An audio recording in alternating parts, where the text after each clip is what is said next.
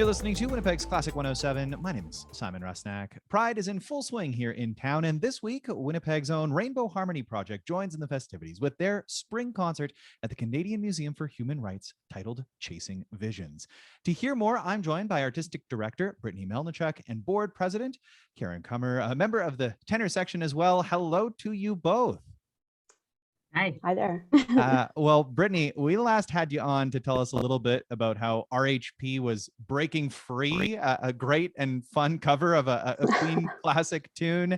How good does it feel to finally be breaking free of virtual concerts and sharing your first spring concert since what 2019? Has it been that long? Yeah, it's been since 2019. Yeah, we got cut off in 2020. So this feels amazing. It's been a long 2.5 years, I guess. And yeah, I'm even though I'm so thankful for what we were able to do throughout the online portions of choir, I'm so happy to be back in person, and I think all of the choir is. And Karen, tell us a little bit more about what the vibe is like in the choir these days heading into this weekend's concert. It's exciting. I think there's a feeling of hope. I mean, this past season, we've had these tentative outreaches and small events, and to be part of Pride and singing at the Human Rights Museum and a concert, we've still got protocols in place, but it just feels like we're reaching towards the future. I mean, it feels good. Yeah, like you say, there's a lot of excitement in the air, and made even more important by the week of this performance. Of course, Pride festivities in full swing, as I mentioned, and this is a performance that's taking place at the Canadian Museum for Human Rights. Karen, can you tell us a little bit more about that and how special it is to be performing in such a venue? The combination in the venue, the Human Rights Museum, with with an LGBTQ2 choir that we sing for social change, and to be in a venue like that is, especially during Pride Week and with all the Pride events happening in the Forks around us, it just feels very special, iconic, to be a part of something. Yeah, and that you most certainly are. RHP has been at the forefront, not only singing out since 1999, but really helping people to express themselves and to join together in music and in song. Brittany, can you tell us a little bit about the special programming that RHP has put together for this concert? Yeah, so like you said, since it's Pride, and it's also Canada Pride, which is kind of different too. It's also the Human Rights Conference in Winnipeg next week as well. So we really wanted to have like a theme that tied in both in with human rights, but also specifically Manitoba queer human rights. So not only do we want to celebrate ourselves and honor the queer trailblazers of the past, we want to continue to use our voice for social change, like Karen said. And we've got several Canadian posers that we're going to be highlighting, a couple premiere performances of some new compositions we've been working on. And we have a special commission actually that honors the memories of Black and Indigenous transgender siblings lost to violence. So it's going to be even though it's celebratory, there's still a lot of reflection and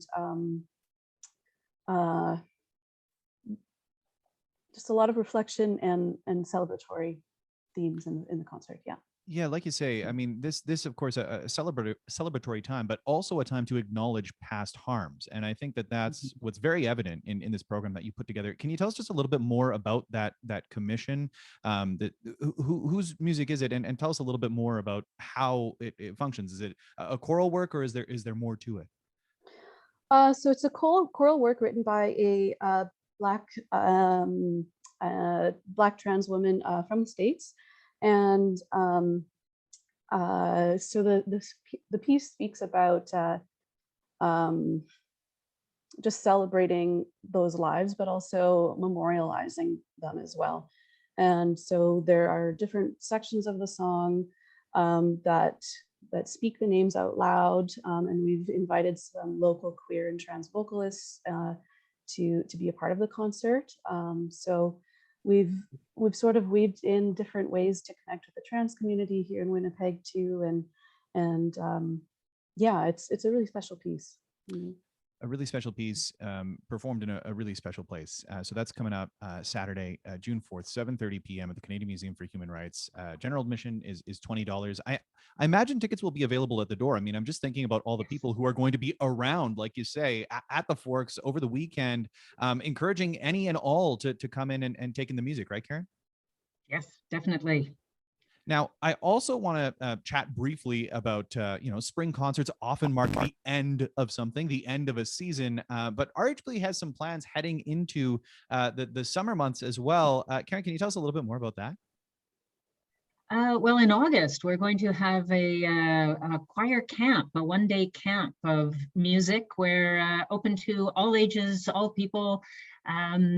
Come out and join RHP, see what we're like, sing with us for a day, have some fun.